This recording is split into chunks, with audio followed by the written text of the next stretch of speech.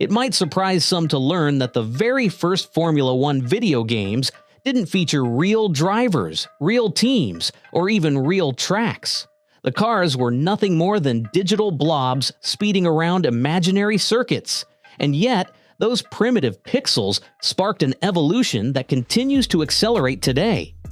Fast forward to the present. F1 video games have become incredibly detailed and sophisticated, so much so that professional Formula One drivers now use them to train between races. The genre has undergone a remarkable transformation, evolving from a beeping 8-bit novelty into a full-blown simulation that mirrors real-world motorsport with stunning accuracy, enough to influence race strategy during actual Grand Prix weekends. The development of F1 games is not merely a story about technological advancement, it's also a tale of passionate fandom, bold creative leaps, licensing battles, and the ever-growing bond between motorsport and digital experience. Every era has left its mark, some with brilliance, others with endearing awkwardness, but each chapter has played a vital role in shaping what Formula One gaming is today. It all starts appropriately enough with a blur on a screen and a joystick that required serious imagination. Back in the mid-1970s, racing games weren't even close to resembling the high-stakes world of Formula One. They were more like tech demos or amusement curiosities.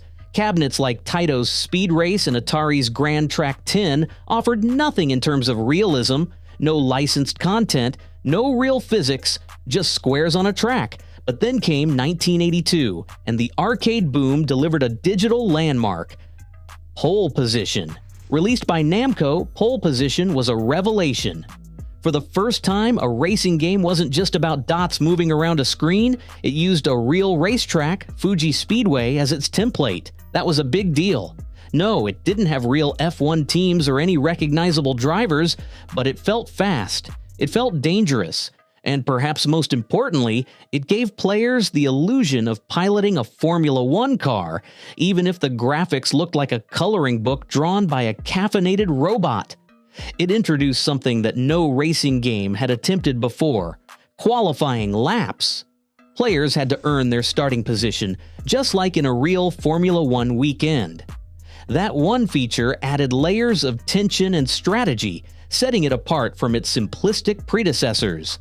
The cabinet itself even mimicked the feel of a cockpit, with a steering wheel and pedal setup that gave players a tactile connection to the car. For many arcade goers, this was their first taste of motorsport immersion. Suddenly, it wasn't just about who could steer the fastest, it became about mastering lines, understanding corners, and reacting to high-speed pressure. Pole Position became so influential that it set the standard for racing game design for years to come. It didn't just attract racing fans, it created them. In many ways, that arcade cabinet was Formula One's first virtual ambassador. That one arcade game became a sensation. It topped earnings charts, drew long lines, and inspired knockoffs and sequels. Why did it strike such a chord? Because for many people, especially in the early 80s, getting behind the wheel of a Formula One car was a fantasy completely out of reach. But this cabinet, with its crude visuals and clunky sound effects, brought that fantasy just a bit closer. Pole Position became more than just a game. It was the genre's first real spark, a kind of digital ignition, if you will. But the spark needed fuel, and by the time the late 80s rolled in, demand for more realism began to swell. It wasn't enough to drive fast.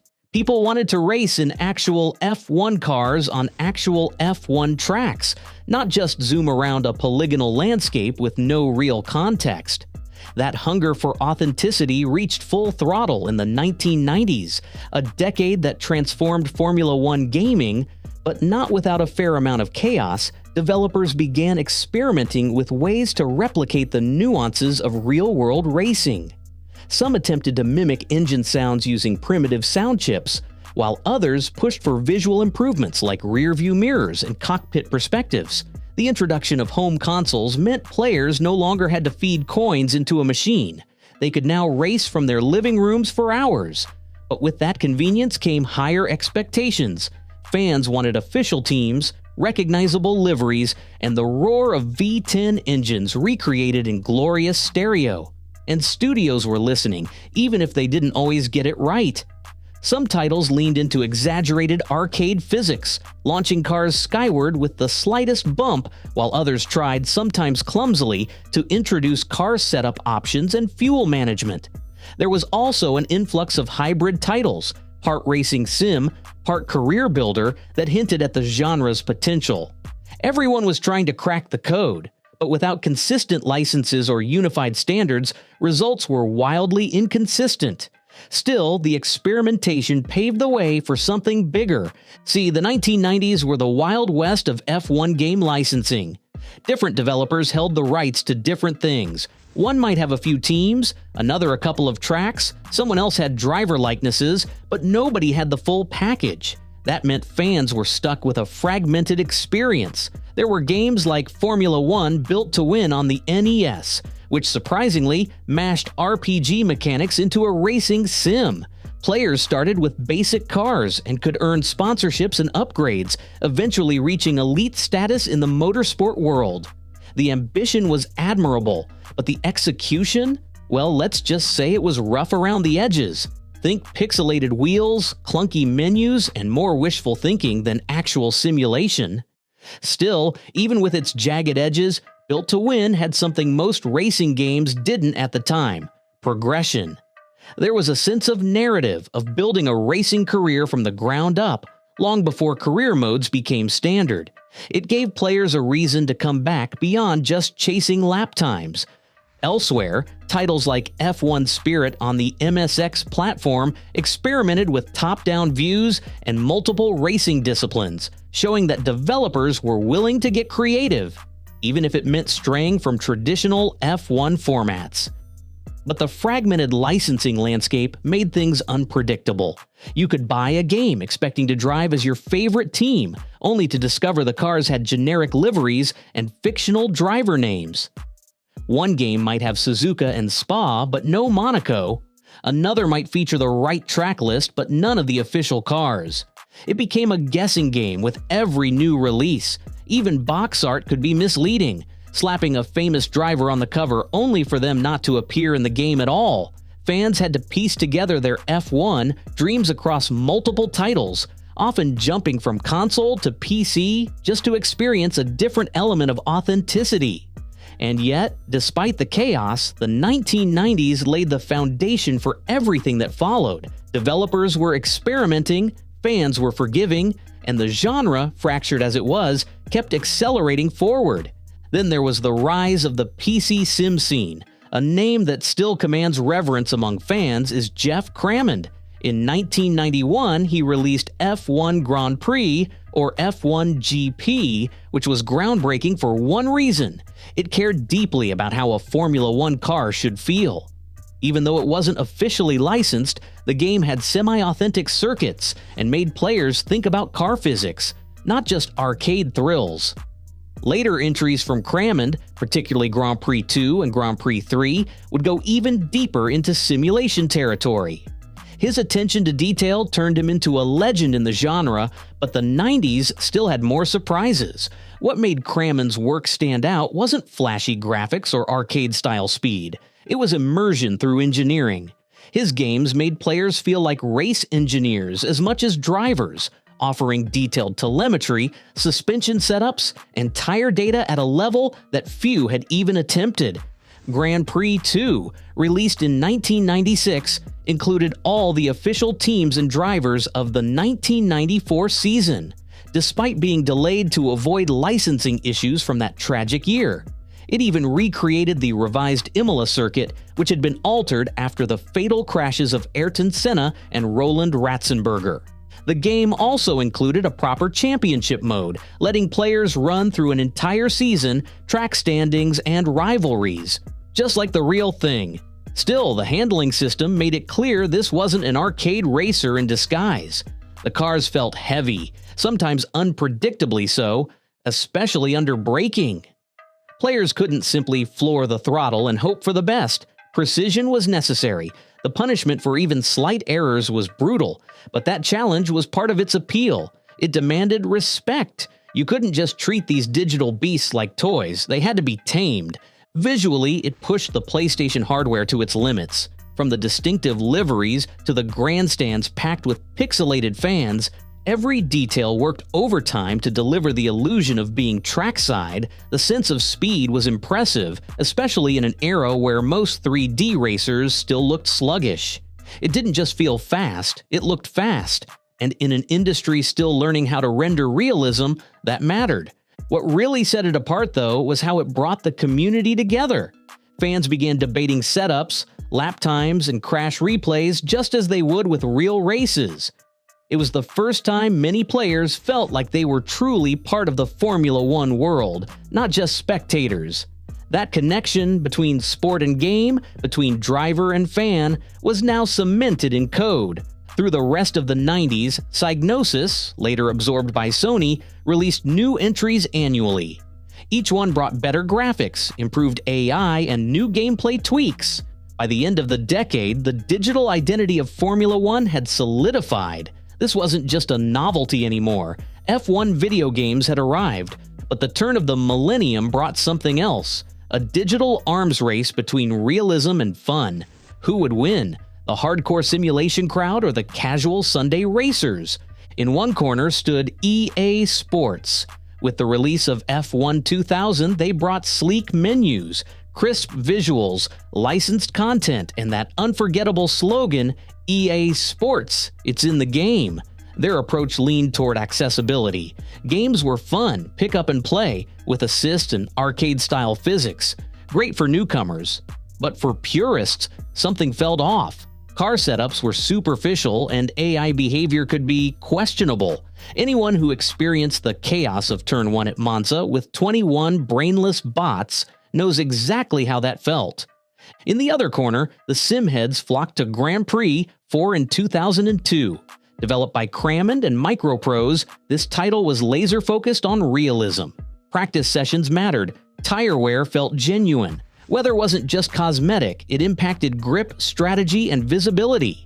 Every lap demanded focus. It wasn't flashy, but it didn't need to be. For sim racers, Grand Prix 4 was a religious experience. The only problem? Licensing issues and the escalating cost of high-fidelity sim development eventually sidelined the franchise. EA, meanwhile, kept pushing forward. Titles like F1 2001, F1 2002, and F1 Career Challenge followed, offering iterative improvements but little innovation. Fans began to notice the copy-paste feel. That's when Sony made their next big move: exclusive publishing rights for F1 games on PlayStation.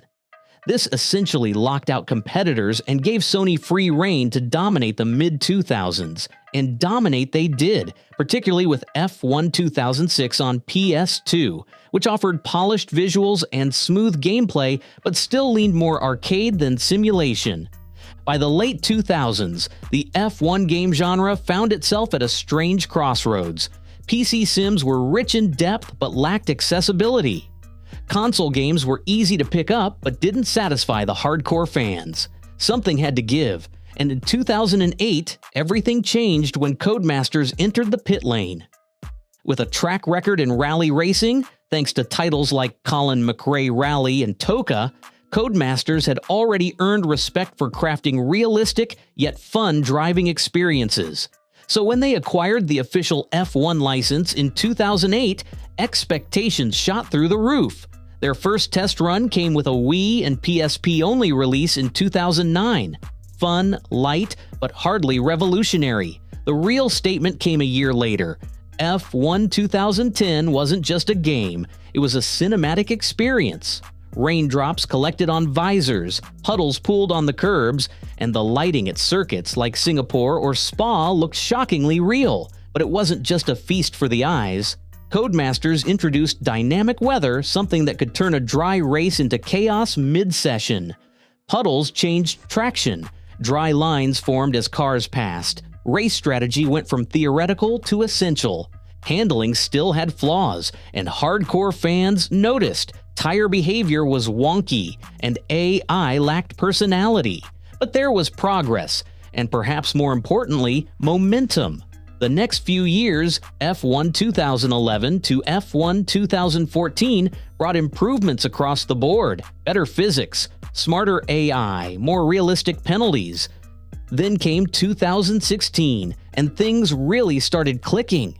That year's game introduced a full career mode, rivalries, R&D programs, practice objectives, and even press interviews.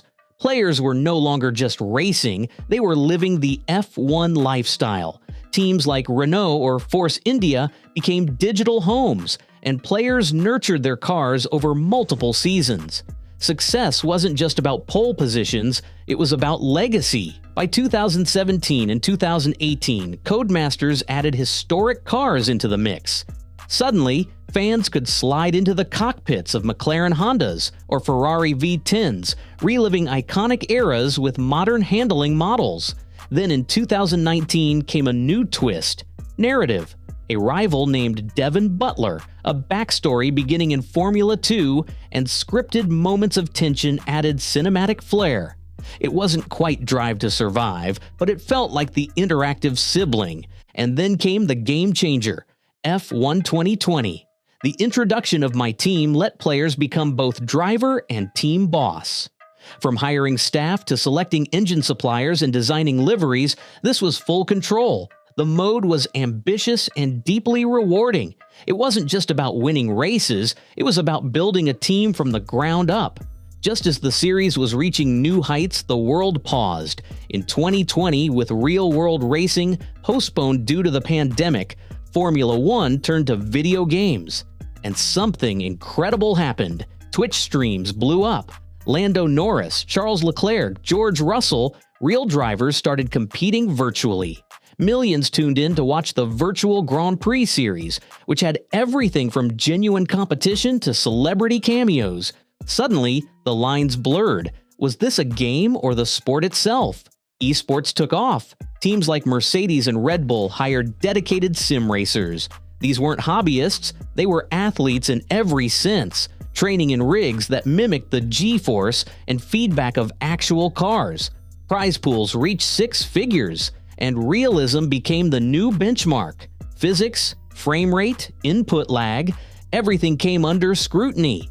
Developers had to evolve fast. And then came another twist: EA acquired Codemasters. The reactions were mixed. Some saw potential. EA's resources could supercharge the franchise.